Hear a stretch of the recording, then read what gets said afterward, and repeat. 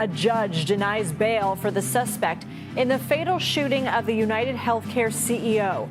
What we're learning about Luigi Mangione as officials try to get the 26-year-old back to New York. Additional charges could be filed against him further in New York where the murder occurred, but these are all very serious charges. There are a lot of them, and they carry with them up to life in prison. Now you've got investigators who are trying to retrace his steps, who are trying to figure out how he did evade authorities for so long. Inching closer to the start of a second Trump presidency, nominees for the top jobs are working their way through Washington. There's been no announced opposition among Republicans to any of these current slate of Trump nominees who are making the rounds on the Hill. I will support Pete Hegseth, as I always say, barring any unforeseen circumstances. Firefighters now battling what's being dubbed the Franklin Fire. We remain under an immediate threat because of the red flag conditions. We highly encourage residents in the fire areas to be prepared to heed our evacuation warnings.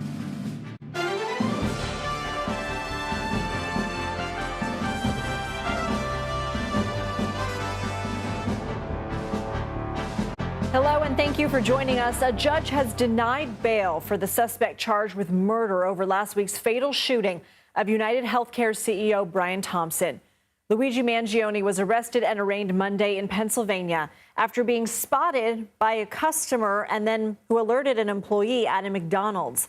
The 26-year-old was taken into custody and initially charged with unrelated gun crimes in the state. He was in court Tuesday for his extradition hearing to New York, where he now faces a number of charges, including murder in the second degree and criminal possession of a weapon. Mangione is fighting his extradition. We're also learning more about Mangione and what police say they found on him when he was arrested. Sources tell CBS News police are pointing to 3 pages of handwritten notes criticizing the U.S. healthcare system that were found on the former Ivy League student as his claim of responsibility. CBS News correspondent Lily Luciano has more on his court appearance. Today, we saw an aggressive, angry suspect in this case, Luigi Mangione, showing up to the court, pushing through the police officers and yelling angrily that this is all an injustice against humanity, at which point the officers pushed him into the courthouse. But when he came into court, he was a lot more calm. I will say this. He maintained a quite defiant presence, I think is the best way to describe it. He had his eyebrows raised. He was almost performative in all of his manners and mannerisms. He looked around. He made eye contact with people in the room. He moved a lot. He was swiveling his chair. He was mouthing words. We were trying to figure out if he was speaking or singing a song or maybe even counting as he awaited before the hearing began. His attorney left, came back. They discussed the options on the table, and he seemed to nod, agree. At one point, he said something like, sure. And when the hearing began, the hearing had to do with 2 things. One, whether he would waive his extradition, meaning that he would be taken by NYPD to the state of New York to face those second-degree murder charges. Well, his defense attorney says that the state of Pennsylvania or the district attorney did not specifically hand over exactly what the charges or officially what the charges he was facing in New York were. And because of that, they were contesting the extradition. The other issue was the bail. The prosecution, the district attorney here in Altoona is arguing that this man is a fugitive. One moment that really stuck with everybody was as the district attorney was describing what was found to make that point that he was a fugitive in his possession, he talked about masks. So basically stating that he was wearing these masks to cover himself up as a fugitive. He verbally objected and spoke up and said, I just bought the masks. At another point, he shook his head when they were describing the foreign currency that was found in his possession. His attorney was saying that they don't even know if it's real. But this suspect seems to be wanting to make some kind of statement, wanting to make a scene as he walked in and then saying, I'm going to fight the extradition, I'm going to contest it, and first fight it here in Altoona, in Pennsylvania, for the charges that have to do with illegal weapons and with forgery, and then go on to New York for the more serious second-degree murder charges in the killing of UnitedHealthcare CEO Brian Thompson. Anna Schechter joins us now. She's the senior coordinating producer for our CBS News Crime and Public Safety Unit. Anna, just have to ask you right off the bat, what do you make of that behavior and those comments both outside and inside court today? Well, you saw there he was behaving erratically, unhinged. He was moving around. It seems like he's having like a mental health episode, even playing out on camera that we just watched. So let's see how his defense attorney uses this to play into his defense. He was so calm at times, it appeared, when we're watching the surveillance footage of him just riding his bicycle away from this heinous crime. So this is a real change. Also, the police, the local police who apprehended him said initially he was calm. He did not fight being arrested. And so this is kind of an eruption of sort of movement and like a response, an aggressive response that they didn't see when they apprehended him yesterday. What more are we learning about him and his life before all this? A lot. He grew up in Maryland, a part of a wealthy family. He went to a very exclusive private boys' school, then went on to Penn, graduated in 4 years with a master's in engineering. So this is clearly a brilliant person. He worked in San Francisco, and most recently he was in Hawaii in 2022, living as in part of a communal living home. And his friends and associates there said that he was surfing and hiking, but that back pain, debilitating back pain, was affecting his life. He left to get treatment. And so it seems like that is a touch point. And we know from investigators that they are looking at that as a potential shift in his sort of life trajectory that led him to carrying out this crime. As I mentioned, police are calling these notes found on Mangione a claim of responsibility. What's in them? What do we know so far? Well, in the handwritten notes, he's railing against the healthcare system and the big corporations that rake in profits and put that above patient care. And he's also specifically names UnitedHealthcare. And so clearly that was a focal point for him. We weren't sure earlier, but once we saw that in that handwritten note, it sort of homes in on motive. He's essentially trying to justify his actions, and you can be sure that prosecutor Alvin Bragg and his team will use that in building their case. What do we know about why he might be fighting extradition and how the process works now that he is fighting it? Well, that slows everything down. If he didn't fight it, he could be transported tomorrow by the U.S. Marshal Service back to New York, or even just the NYPD investigators who are there in Altoona. They could just transport him right back to New York. Because he's fighting it, it means he's going to put up a legal fight. This means that Alvin Bragg had to put in a formal request to Governor Hochul to get involved, and Hochul said she would absolutely sign a request to Governor Shapiro to arrange for this extradition. So this is governor to governor. There's a lot of momentum to get this done, so people are fast-tracking this and putting this on the top of their to-do list. So it may not take the 30 to 45 days. It may not. It may not, because there's so much momentum to get this done. Anna Schechter, thanks as always. Crews are working to contain a massive wildfire in Malibu, California. So far, it's burned at least 2,200 acres. For reference, that's roughly 2.5 times the size of Central Park. The fire started Monday night, leading to mandatory evacuations of thousands of nearby residents. And it comes as powerful Santa Ana winds and humidity stoke fire conditions in Southern California, prompting a red flag warning in multiple areas lasting through Wednesday. CBS News correspondent Jonathan Vigliotti joins us now from Malibu. I can see what looks like smoldering behind you, smoke still rising. Tell us about the conditions. Yeah, this was a wind-driven event, Lindsay. The wind has calmed down. As a result, the erratic fire behavior has calmed down, too. You've got fire crews now trying to get the upper hand. We've spent the better part of the day surveying part of the area. Neighborhoods like this is one of 5 homes in just this neighborhood alone totally lost. And when you look at it, you really get a sense of scale and the intensity of this fire. This is a brick home. It is now completely leveled. You've got about 700 firefighters here on the ground, in the air. They're fighting specifically for hotspots and flare-ups. We've seen a number of them over the past few hours. This fire started yesterday around 11 o'clock at night, quickly in just 2-3 hours, exploded in size to nearly 2,000 acres. The threat clearly continues. 0% containment at this point. And according to the forecast, red flag warnings remain in effect through tomorrow afternoon. The big concern, it doesn't take a lot of wind to kick up those hot spots, igniting bigger fires, Lindsay. 0% contained. How widespread are the evacuation orders, and how are authorities reaching people without power? Yeah, you have thousands of people currently under mandatory evacuation orders. We have seen that fluctuate and grow and expand over the course of today.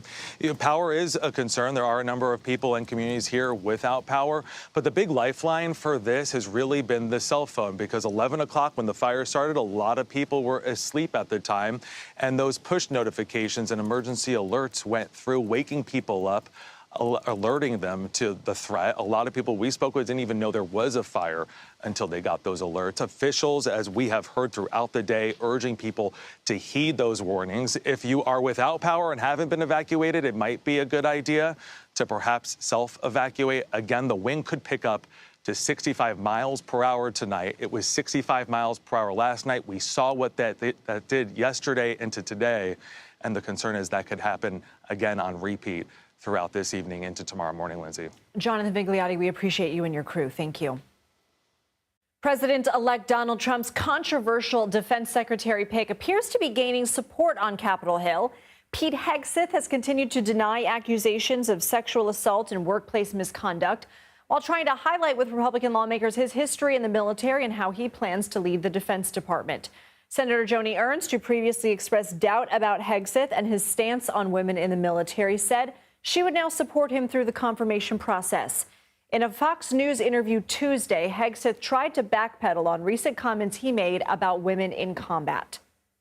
I also want an opportunity here to clarify comments that have been misconstrued, that I somehow don't support women in the military. Some of our greatest warriors, our best warriors out there, are women. I look forward to being a secretary for all our warriors, men and women, for the amazing contributions they make in our military. CBS News political reporter Torian Small joins me now. So to clarify, one of the comments Hegseth came most under fire was specifically about women in combat roles, not just broadly women in the military. And I want to play a clip from a podcast he was on just last month. Because I'm straight up just saying we should not have women in combat roles. It hasn't made us more effective, hasn't made us more lethal, has made fighting more complicated. So he said on Fox News those comments have been misconstrued. They seem pretty clear to me. So what is he saying now about women in combat? Does it appear he's trying to soften his previous comments? Well, Lindsay, we know that he is having these discussions, clearing up those comments with senators, including Senator John Cornyn today, said that he talked specifically about those comments. And he was told by Hegseth that he meant women in the military should go through the same vetting process as men in the military. And to Cornyn and other Senate Republicans who are launching their support for him, that appears to be a good enough excuse. Why does there appear to be a shifting of tides when it comes to Republican support for Hegseth? Yeah, I think what's interesting is Joni Ernst of Iowa. That's a senator who has previously expressed her reservations about supporting Hegseth because she's not only a veteran herself, but she was also a victim of sexual assault. Some of these allegations gave her pause. But recently, we've seen her come forward saying that she is supporting him through this process, and she's supporting him seeing a confirmation hearing. But she is still non-committal about whether or not she will be voting to confirm him to the position.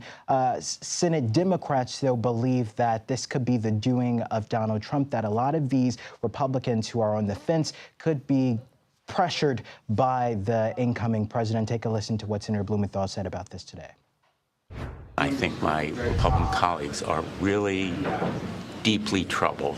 And to be really blunt, if the fear of Donald Trump and his potential retribution were less, there's no question that this nomination would go down and go down heavily. You think they're being leveraged to vote yes? The pressure is just overwhelming, almost beyond words. Now, Senator Ernst herself wouldn't say whether or not she had conversations with Donald Trump about this confirmation. But again, like Democrats are expressing, it appears that the president may be playing a role in moving these confirmations through the Senate halls. In fact, we saw the Trump War Room release a new hype video. They're calling it really looking to shore up support for Hegseth moving forward. I do want to ask you lastly about Senator Mitch McConnell. We know he fell earlier Tuesday. Do we know anything more on how he's doing? Yeah, McConnell's staff told CBS News that the former GOP speaker is doing fine after that fall. He tripped and fell and apparently hurt his hand. He had a sprained wrist as well as a minor cut to his face. Our Hill team saw him walking the halls. He was walking with a bandaged wrist and a slight bandage on his face. This is obviously some scary news for some, as he suffered a pretty serious medical emergency in 2023 where he was hospitalized after a fall. He also had a freezing incident happen sometime later that summer. But the 82-year-old is apparently doing good. That's his words, what he told our staff when he was on the Hill. Okay, Torian Small, thank you. The House task force investigating the assassination attempt against then-candidate Donald Trump has released its final report on the Secret Service response to the shooting. The group's 180-page report says, quote, the tragic and shocking events in Butler, Pennsylvania were preventable and should not have happened. The task force, made up of 7 Republicans and 6 Democrats, also points to, quote, various failures in planning, execution, and leadership. The panel makes a number of recommendations for the Secret Service to improve operations. It includes reducing the number of protectees under the agency's purview and evaluating whether its investigative obligations can coexist with its primary protective mission.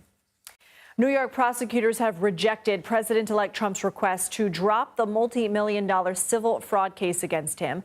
Trump, along with his business and 2 of his children, were found liable in 2023 for fraudulently inflating the value of his properties and assets in order to pay more than $450 million in fines and interest. Last month, Trump's lawyers asked New York Attorney General Letitia James to dismiss the case, citing his election victory. In response, James wrote that the case, quote, does not concern any conduct related to Mr. Trump's first term as president. Presidents do not have immunity from civil lawsuits arising from unofficial conduct. 2 days after Syrian rebels toppled the government of Bashar al-Assad and the former dictator fled to Moscow, where the Russian state media reports he and his family were given asylum, the Biden administration says it will recognize a new Syrian government under certain conditions. In a statement, Secretary of State Antony Blinken says the new government must respect the rights of minorities, facilitate the flow of humanitarian assistance, prevent Syria from being used as a base for terrorism, and ensure any chemical or biological weapons are destroyed. On Tuesday, the Israeli military bombed hundreds of Syrian military targets. Israel says it struck weapons stockpiles to keep them out of the hands of extremists. Meanwhile, this was the scene outside one of Assad's infamous prisons, where the government detained thousands of criminals and political prisoners. Crowds have been desperately searching for any sign of their family members. CBS News senior foreign correspondent Elizabeth Palmer is at that prison with more. This is the notorious Sednaya prison. It's a name that struck fear into the heart of every Syrian. Criminals were incarcerated here, and so were political prisoners, and many of them simply disappeared. One of the first things the HTS rebels did when they took Damascus was to blow the doors off and let the prisoners out. And as far as we know, the prison is empty, but that hasn't stopped thousands of people, families coming to try and find evidence of what happened to their loved ones lost years ago. The saddest thing is that the evidence is probably all over the ground, or at least some of it. Prison archives, records, booking sheets, but it's being trashed, and it's very likely that most of that information, which would be so valuable to so many people, is going to be lost. Back to you. Elizabeth Palmer, thank you. A new administration brings the possibility of new U.S. policy on Ukraine, what President-elect Trump has said about the country's war against Russia, and what role he says the U.S. could play moving forward. Plus, Trump stacks his proposed administration with some of the richest people in the country. We take a look at some of his wealthiest picks and what it could mean for Americans. You're watching The Daily Report.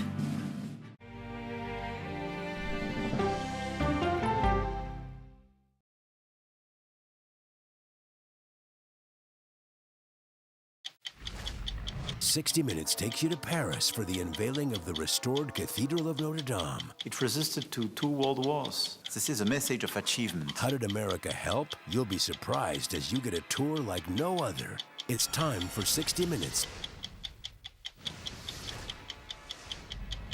I can see clearly now. Clearly, CBS Mornings. Weekdays on CBS. Yeah! Tony, you coming? No, I'm going to stick around for an hour. CBS Mornings Plus with Adriana Diaz and Tony DeCopel, right after CBS Mornings. It's just like mornings. Plus fun. Go to the ends of the earth. Right now. We got something crazy. And reach for the stars. Here we are. Time. Yes, it's my comeback. Hey, this is pretty fun. But wait, there's more. Experience thought-provoking. Welcome to the idea of being a human being. Innovative and truly original reporting. Look through a telescope and go, wow. Because there's always something new under the sun on CBS Sunday morning. An original documentary from CBS Reports. Since you started La Soup in 2014, do you have any sense as to how much food you've rescued from the landfill? We've rescued 4.5 million pounds. I can't even fathom how much food that is. And that's one little person in one little city in America. We're going to call this chicken piccata. We did 450 of these meals today. This is the exact dish that you and I are going to have. Yep. Oh my God. Is it good? Mm-hmm. Having a plan of how to keep people fed should be in every single city. If we eliminated food waste, could we eliminate hunger? Yes. Eating Trash, now streaming on the free CBS News app. When you need your sports news all the time, we've got breaking news to bring to you. CBS Sports HQ gives you a snapshot of all the sports that matter to you. Big news coming out of the NFL. A lot of movement in the rankings this week. With highlights. What a finish at the final round of play. And in-depth analysis. Can they three-peat? Tony Romo joins the conversation. What can you say about this game? When you need your sports in a snap. We're bringing you that breaking news right here on HQ. Find it on CBS Sports HQ. Streaming free anywhere you are. I think I asked direct questions. I don't know that they're tough questions per se. What price should Moscow pay for trying to manipulate American voters? Isn't that giving people false hope? That's the role of Face the Nation, to focus on the issues at hand. And that means a civil conversation with perspective. Don't miss true crime anytime you want, anywhere you go, with 48 Hours Podcasts. Real crimes, real lives, real justice. Listen to 48 Hours Podcasts wherever you get your podcasts. Unprecedented number of billionaires will be making up President-elect Donald Trump's incoming administration once he takes office next month. According to Axios and the nonprofit organization Americans for Tax Fairness, the president-elect's projected cabinet is worth at least $10 billion. That figure is more than 84 times the estimated worth of President Biden's cabinet when he took office, which was $118 million, according to Forbes. Sophia Kai joins us now. She's a national politics reporter at Axios. Sophia, thanks for being here. Trump has long promised to drain the swamp, get rid of corruption and bureaucracy. Many view his appointments as change agents to shake up the system, but others would argue selecting billionaires to serve in a presidential administration is antithetical to that. What does your reporting reveal about why Trump chose some of these people in top positions? Is it their business acumen? So, look, he's got 15 billionaires with a B in his administration total, at least 15. And some of them are people who have donated a lot of money to the election. Someone like Elon Musk contributed around $200 million. Others are his golfing buddies like Steve Witkoff.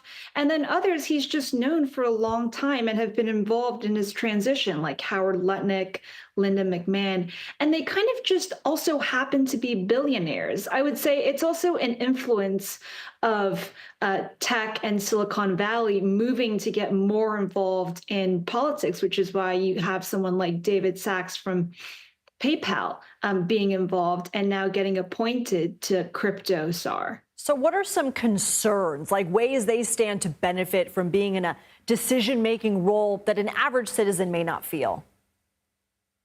Yeah, I think this is a big concern. Elon Musk has been tasked with cutting the federal budget, but this is someone who also owns sprawling businesses. For example, SpaceX has contracts with NASA, and same goes for the other names on the list. So this will be a big issue, and I think it would go against some of the promises he's made on the trail to drain the swamp. Republicans raised about $1.8 billion this past presidential election cycle. Democrats raised nearly $3 billion. Senator Bernie Sanders has said the U.S. is moving toward a, quote, oligarch form of society. What do you make of this? What are some of the dangers of this much money flowing into U.S. politics, or at least what experts are telling you? Yeah, look, we're certainly an anomaly in a vast majority of other countries. There's a much lower limit in terms of what an individual can contribute and what a candidate can spend when they're running for any kind of office. We're an exception. And Bernie Sanders, I think, is reflecting on how to rebuild his party in the wake of losing the election, including the popular vote. But I think he's asking more questions than he really answers. He asks other questions in that same statement, like how do you recruit working class candidates? How do you reform the U.S. election system to make sure that it's not just the battleground states and the voters in those states who have a say? And, most importantly, how do you make sure that billionaires aren't able to buy their way into the election and also buy their way into administration? Sophia Kai, thank you. In a CBS News exclusive, FEMA Administrator Deanne Criswell spoke with our Nicole Skanga about a massive jump in natural disasters this year. I'm extremely concerned about the continued rise in the number of disasters that we're responding to, right? Our staff are so dedicated, they're so committed. But if we have another 50% jump next year, how many more people is it going to take? How much more money is it going to take? Are we going to be able to keep up with that demand? I think the continued increase in the number of things that we are responding to puts everything in jeopardy if we don't get ahead of it and start reducing the impact by investing in resilience. 179 disasters this past year. Yes. Is that a record? I think it is.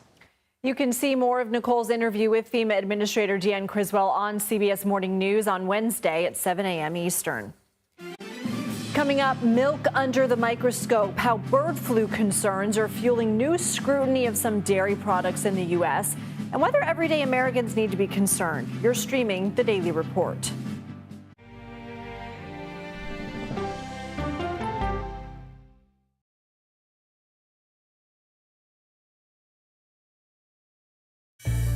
An original documentary from CBS reports. It was genocide, a deliberate effort by the United States government to eliminate the food source that was relied upon by Native American tribes.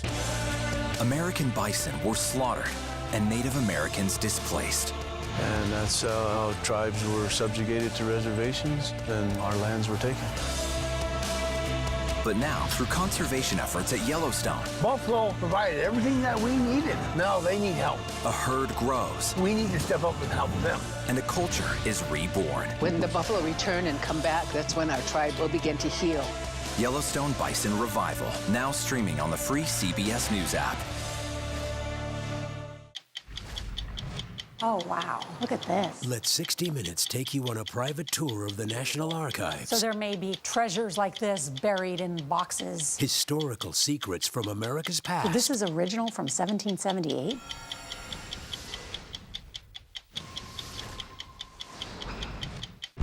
This case. It's like a screenplay, something straight out of Hollywood. But it's not fiction. It's 48 hours. Human remains found this week. 4 families shattered. There's no physical evidence. The mystery would haunt investigators for years. There's some questions that have to be asked and need to be answered. Like a John Grisham novel. A gripping true crime original. 48 Hours, now streaming on the free CBS News app. When you wake up in the morning, we want to be your go-to team. On our places. Bright, shiny faces. Nate has one of the quickest minds I've ever seen. Put me in the game, coach. Tony has a way of making people feel comfortable. The best interviews feel like it's just a conversation with a neighbor. Gail has this unbelievable knack to ask a question that is the question that you're asking at home. I've been told I could talk to a tree, and that's pretty much true. I don't go to work in the morning. I go for coffee with my two good friends, and we talk about the world. Your morning routine just got better. CBS Mornings, weekdays at 7. I'll see you in the morning. Listening to how someone explains themselves is so key to understanding their perspective. The grief of losing a child is immense. You can't breathe. After decades of the war on drugs, things have only gotten worse. Every shipment of fentanyl is a ticking time bomb. 50 times more powerful than heroin. CBS Reports goes deep into Mexico. What is your role in the Sinaloa cartel? To find out why the cartels keep getting stronger and wealthier. This is a war, but we're not fighting it. Our citizens are dying. Funding Cartels, now streaming on the free CBS News app. Welcome back to the Daily Report. I'm Lindsay Reiser. Here are some additions to our top stories. Defense Secretary Lloyd Austin arrived in Japan Tuesday to meet with U.S. troops and Japanese leaders. During his meeting with the Prime Minister, Austin said the U.S. appreciates having Japan's, quote, steady hand and called the alliance a cornerstone of peace and stability in the region. Boeing says it has resumed production of its 737 jet 1 month after the end of a major factory worker strike. The plane maker says it has spent the past few weeks focusing on training and ensuring parts and tools are ready. According to Reuters, Boeing has about 4,200 orders for the jetliner from airlines. Meanwhile, the company has been undergoing multiple rounds of layoffs. Microsoft 365 users faced an outage Tuesday morning, causing issues with Outlook and cloud storage. Microsoft said it was working to find out what caused it. The number of complaints submitted to tracking website Down Detector had dropped by Tuesday afternoon. Israeli Prime Minister Benjamin Netanyahu testified in court Tuesday as a criminal defendant in his long-running corruption trial. He's accused of accepting gifts in exchange for doing favors on behalf of wealthy associates. Netanyahu has called the allegations absurd. CBS News foreign correspondent Deborah Pacha reports from Jerusalem. This marks the first time an Israeli prime minister has taken the stand as a criminal defendant. Prime Minister Benjamin Netanyahu is accused of bribery, fraud, and breach of trust, but has denied any wrongdoing. Although it is definitely a low point in his decades-long political career, his critics say he is obsessed with his image, and this stands in stark contrast with a desperation to be seen as a respected international statesman. In fact, much of the case revolves around allegations that he exchanged regulatory favors with media titans for positive press coverage. He's also accused of advancing the personal interests of a billionaire Hollywood producer in exchange for lavish gifts for himself and his wife. He spent much of the day delivering a lecture on the relationship between the media and politicians. What is particularly troubling, legal experts say, is that he seems to believe the media is a mouthpiece for politicians, and he is shocked it's been criminalized. If convicted, Netanyahu could face up to 10 years in jail. Back to you. Deborah Pacha, thank you. President-elect Donald Trump is signaling a departure from the Biden administration's approach on military aid for Ukraine. Here's what Trump said in a recent interview when asked about the devastating war with Russia. Should Ukraine prepare for less aid from the United States after you're sworn into office? Yeah, probably. Sure. You said you can end the war in 24 hours. You've even said you want to try to end it before you're sworn into office. You're actively trying to? I am. Have you talked to President Putin? No, I have not. You haven't talked to President Putin No, I have since not. you've been elected? No, well, I don't want to say that, but I haven't spoken to him recently. So you've spoken to President Putin since you've been elected? I don't want to say that. I don't want to say anything about that because I don't want to do anything that could impede the negotiation. On Tuesday, the Bush Institute, a nonpartisan group focused on strengthening democracy, released its policy recommendations for how the incoming administration should approach the war. It includes accelerating military aid to Ukraine, reinforcing economic sanctions on Russia, inviting Ukraine to join NATO, and holding Russia accountable for war crimes. David Kramer joins us now. He's the executive director of the George W. Bush Institute. David, thank you for being here. So if Trump does not heed these recommendations and diminishes or ends aid to Ukraine, what would that mean for the war and for the United States? It would certainly be very bad for Ukraine. There's no question about it. Ukraine has been doing a heroic job of pushing back on Russia's aggression and invasion and war crimes. But Ukraine is in desperate need of assistance from the outside world, from the United States in particular. And so it is our hope in these recommendations that President Trump will maintain, if not even increase, military assistance to Ukraine so that Ukraine is either in a better position militarily or in a better position should the war move to a negotiating table. Ukraine needs to negotiate from a position of strength, and the United States can help do that. On Sunday, Trump posted on social media about the war in Ukraine, saying, quote, "There should be an immediate ceasefire and negotiations should begin. I know Vladimir well. This is his time to act. China can help. The world is waiting." When it comes to making a deal with Putin, are there red lines that should not be crossed? One of the biggest problems that I think the new administration will face is that Putin has shown no readiness or interest in a serious negotiation. He wants a change in the Ukrainian government. He wants recognition of territory that Russia occupies and even territory that Russia doesn't currently occupy. And he wants Ukraine to become a permanently neutral state. Those are all conditions that the Ukrainians would never accept. So I think it will be very difficult in the current environment with Putin thinking that he can get his way, that we can push forward on negotiations. We shouldn't pressure the Ukrainians to make compromises. We should let the Ukrainians drive this process and put them in a position of strength so that they can negotiate from that basis. In that post, Trump also mentioned China potentially helping with peace negotiations. What role could China play? There are any risks in involving China? When we talk about China, we should also talk about Iran and North Korea, because those three countries have provided invaluable assistance to Russia in its campaign against Ukraine. China has provided dual-use technology and has also provided economic and financial assistance to Russia during this war. I frankly don't see how China can play a constructive role. China has tipped its hand toward Russia, but China may have a role to play down the road should negotiations proceed and there's a need for outside powers to play some sort of peacekeeping role. But it's hard for me to imagine right now China playing a constructive role. The Ukrainians have tried to reach out to the Chinese, but so far the Chinese continue to provide assistance to Moscow. Over the weekend, Syrian rebels toppled the Assad regime. Given that Putin was a close ally to the former dictator, what does the fall of Assad mean for Russia?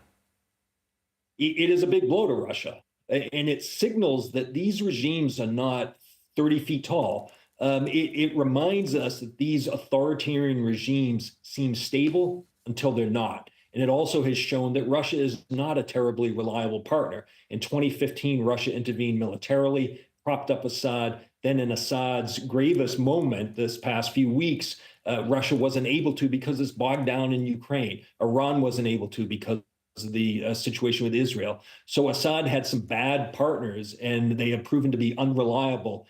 And so we shouldn't forget that. Putin granted Assad asylum. Two like-minded leaders, frankly, both of whom are responsible for war crimes and crimes against humanity. David Kramer, thank you. We hope you'll come back. Appreciate it. Thank you. A federal appeals court heard arguments Tuesday over Idaho's strict abortion laws, which ban the procedure unless it's necessary to save the pregnant woman's life. The case stems from a lawsuit from the Biden administration that claims the ban, which applies at any stage of pregnancy, violates a federal law called the Emergency Treatment and Labor Act. Since the overturning of Roe v. Wade in 2022, there have been more incidents of pregnant women being turned away by hospitals for care, especially in states with strict abortion bans. CBS News correspondent Elise Preston joins me now. Elise, what are both sides arguing? Well, Lindsay, as you mentioned, Idaho's abortion ban is one of the strictest in the country, and it does make it a felony for the procedure to be carried out unless it is life-saving of the pregnant woman. Now, as you mentioned, the Biden administration is pointing to what is called the EMTALA Act, which was established almost 40 years ago. And it says that the procedures, the Biden administration says that the procedures should be carried out if they not only save the life of the pregnant woman, but also the health. So they're arguing that if there's a loss of fertility or paralysis at stake, that the emergency abortions should be able to come into play. Now, the Biden administration first sued the state of Idaho 2 years ago. It went through the court system, went all the way to the Supreme Court of the U.S. before it was kicked back down to this appeals court. And so today, oral arguments were argued in front of about 11 judges. It's usually only about 2 or 3 who listen to these oral arguments. But because of the nature of the case and how far it went into the legal proceeding, it got kicked back. They want more eyes and ears on it. So 11 judges listened to these oral arguments from both sides, and they peppered both sides with questions regarding their stances. Many of the questions that came today came up about states' rights. Is this a violation of the state right, which Idaho argues that EMTALA is an overreach in this case. Idaho also points to a portion of that act that mentions an unborn child. So they're saying this decades-old act also kind of proves their point that because unborn child, the language is used in that EMTALA Act, that they should be able to keep their ban in place. A lot of the other questions really came down to how do you constitute what is life-saving and what is an emergency, and how will doctors know before they do or do not perform the procedure? Elise Preston, thank you. The U.S. Department of Agriculture has issued a national mandate requiring raw and unpasteurized milk to be tested for bird flu. This comes amid an outbreak of avian influenza that has affected more than 700 cattle herds throughout the country. The virus has been spreading among humans as well, with nearly 60 cases detected in the U.S. this year, according to the Centers for Disease Control and Prevention. Dr. William Schaffner joins us now. He's a professor of preventive medicine at the Vanderbilt University School of Medicine. Doctor, always good to see you. Can you help me understand this new milk testing initiative and at what point this is being done? Because most of the milk we get in our stores is pasteurized. Is that a process done after it leaves these dairy farms? Well, Lindsay, the issue is let's put in another layer of security to make sure that as far as we can, contaminated milk doesn't even enter the pasteurization process. Mind you, the pasteurization process makes milk pure. It takes away the viruses and the bacteria that are in the milk. It was a process that was initiated at the beginning of the 20th century. And for the first time then, it's now 100 years later, that milk was made safe enough to give to children. And we want to preserve that. We know that this virus in a dairy cow concentrates in the milk. And so by testing the milk before it even gets to pasteurization, we'll provide another level of assurance that the dairy products that we consume, milk, cheese, sour cream, yogurt, all those delicious things are absolutely safe to consume. Doctor, what about people who consume raw or unpasteurized versions of those tasty treats you just mentioned? Are those safe right now? Well, for a long time, we've said that raw milk is unsafe. There's a long history of a variety of infectious diseases that are transmitted via raw milk. And so putting this in before raw milk can go to commerce, be sold as it can in some states, puts another layer of protection for people. Mind you, there are circumstances, such as in my own state, where a group of people can actually purchase a cow and then use the milk from that cow privately. I think that that will not be included under the law, but there's a lot of raw milk and raw milk products that are sold commercially that will now have this extra level of safety to protect the consumer. Doctor, 60 cases so far in the U.S. this year. Is this a public concern yet? And should people be on the lookout for symptoms? If so, which ones? Well, we in public health and infectious diseases are on the alert for this. We are testing people who have influenza and influenza-like illnesses, and we're doing this much more intensely now than we even did a year ago. So our ability to detect these illnesses when they occur and immediately offer treatment, and our antivirals do work in treatment, is even more enhanced. I think the average person doesn't need to be concerned about this. Dr. William Schaffner, we appreciate you. Thank you. Thank you. After the break, deadly heat. What a new study on dangerous temperatures in Mexico can tell us about the risks to humans and why data points to a surprising demographic being at particular risk. You're watching the Daily Report.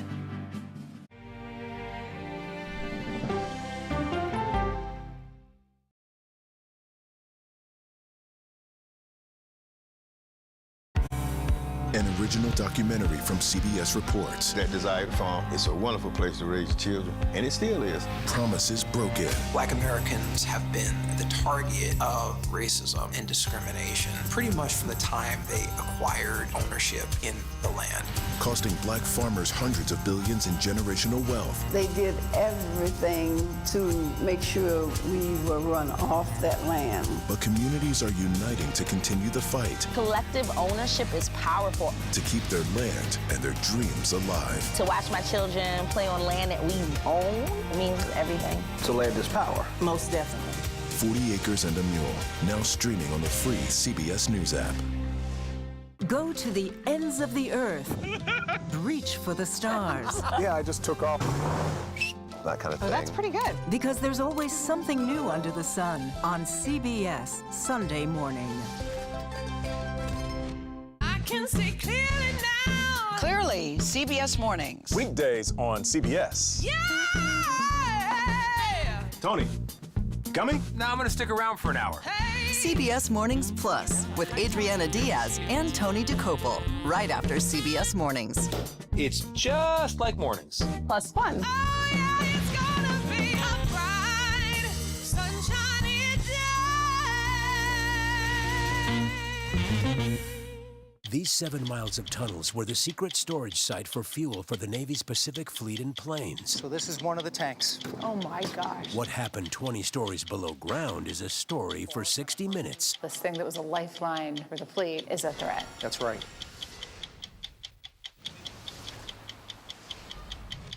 I'm Erin Moriarty of 48 Hours, and of all the cases I've covered, this is the one that troubles me most. Listen to Murder in the Orange Grove, the troubled case against Crosley Green, wherever you get your podcasts.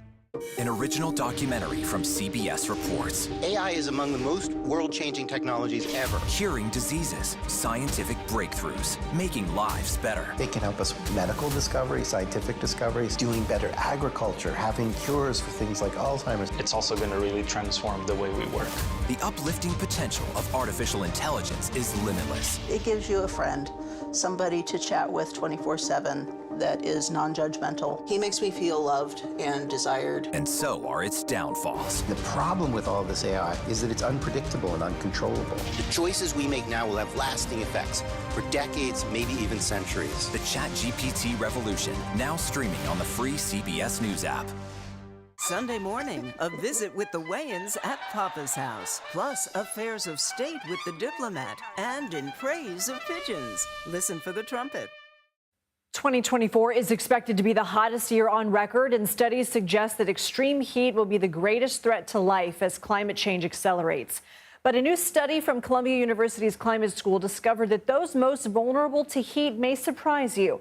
CBS News national environmental correspondent David Schechter joins us now. So, David, you've reported extensively on this extreme heat this summer. Tell us about this study.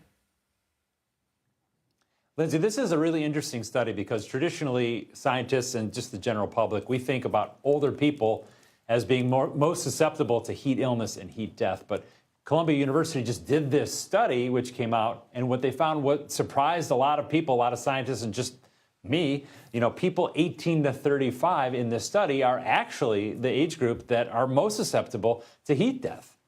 How did they conduct this study? Were there any other populations impacted? Yes, so this data, they look at data from Mexico. Mexico happens to keep particularly good information about mortality, about they geolocate where deaths are. They have really good heat records, obviously, to correlate all these three things together. And so they looked at data and a group of 3,000 deaths over about 15 years. And what they found was that people ages 18 to 35 actually accounted for 1/3 of the heat deaths. And then also the children under the age of 5, especially infants, were very susceptible here to 50 people who are in the category of 50 to 70 years old actually were suffering the least, had the least risk of death during heat. So we often think of young people, maybe not children because they're vulnerable, but young people under the age of 35 as being highly resilient. Why are they succumbing to heat at larger numbers in this study?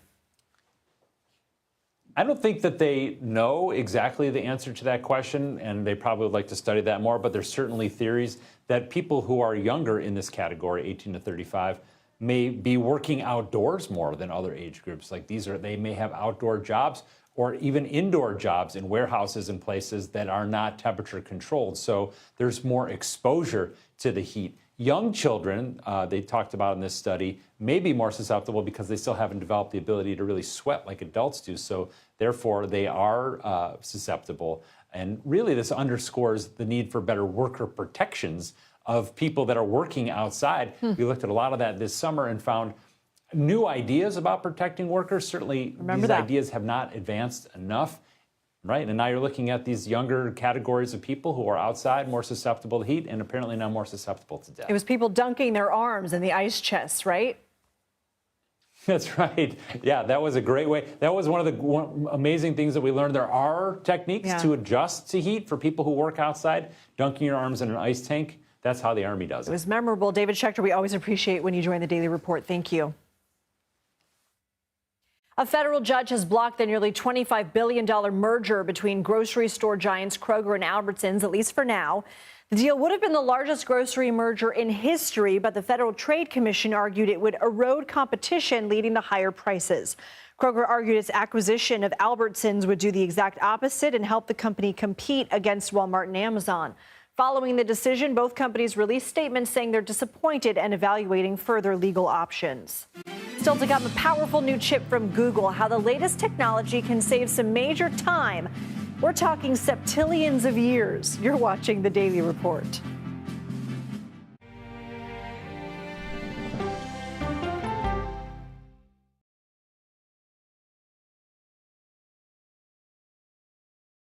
Politics isn't a game. The data says you do have a women problem. Politics is about policy. Isn't that giving people false hope? I'm a voracious consumer of information, and I'm impatient. I don't like to be spun. To be moderator of Face the Nation is not an anchor. It's not an actress. You are up here to moderate a conversation. That means bringing the most powerful stakeholders to the table to become better informed.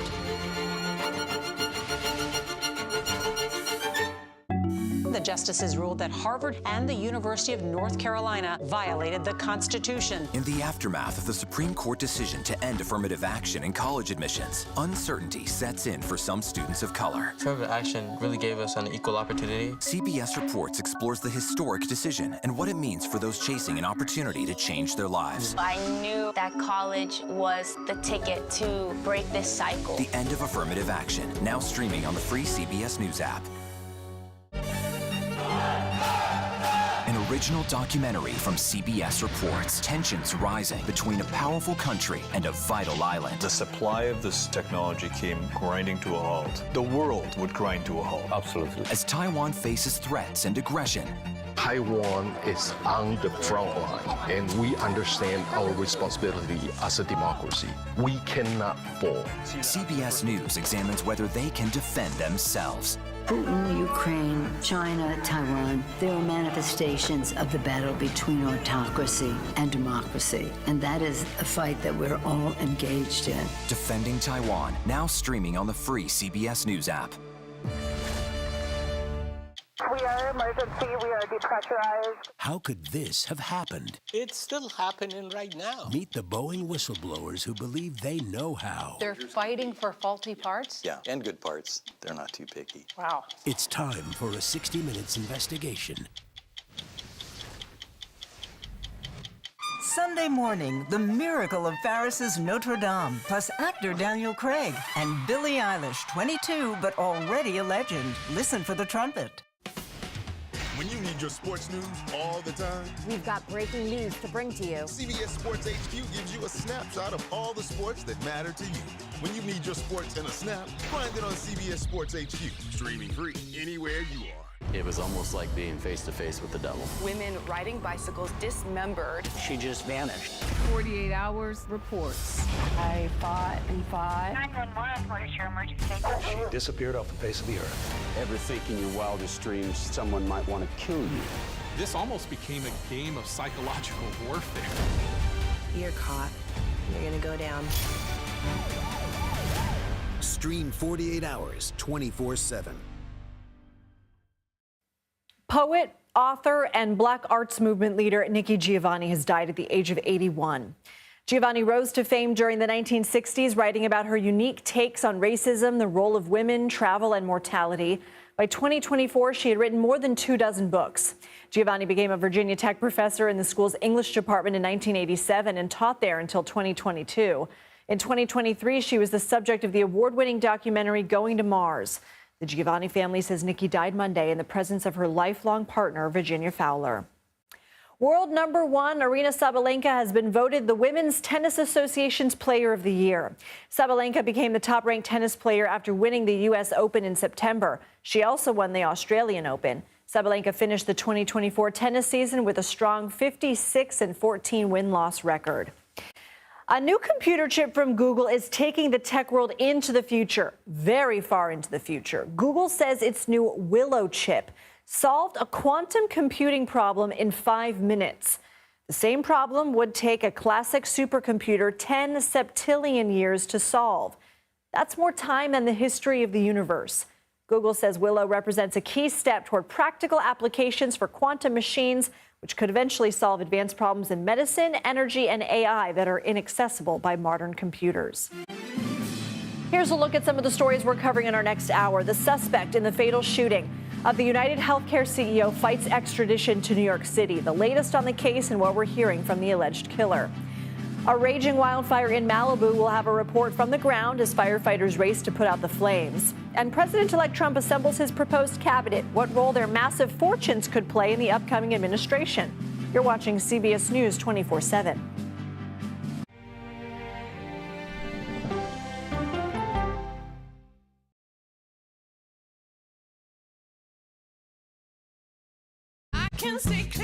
CBS Mornings Plus, clearly more news, more smart conversation. More money-saving tips, more recipes. More uplifting ways to get you on your way. Plus, more sports, more weather. Clearly, more CBS Mornings. Plus, sunshine.